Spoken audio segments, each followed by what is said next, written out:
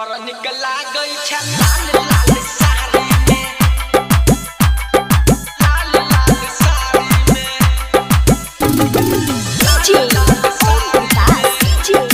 अभी आप सुन रहे हैं RR रिकॉर्डिंग स्टूडियो।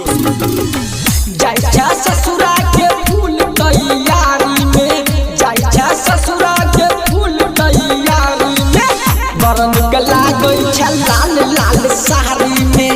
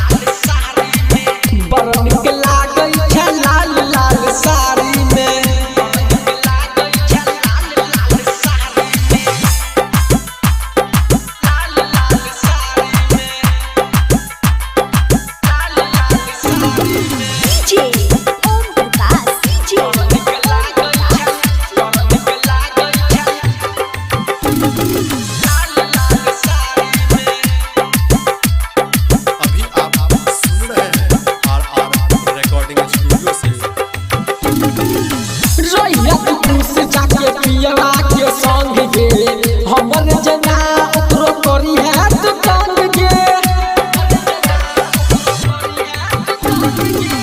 रहिया तू खुश जाके पिया के संग गे।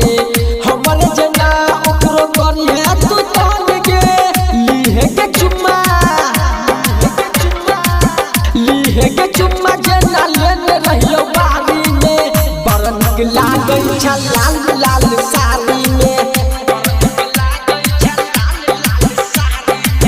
बड़ निक लागै छ लाल लाल साड़ी में।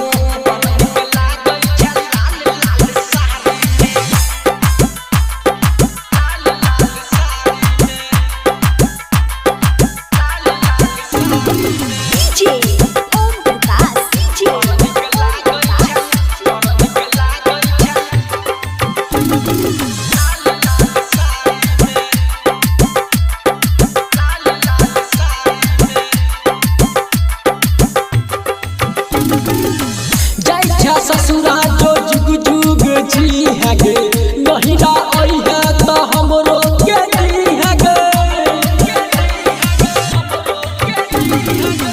जाइछा ससुरा जो जुग जुग जी है गे, नहिरा आई है तो हमरो के जी है गे। प्रीतम कहो कुछो दे उधारी में।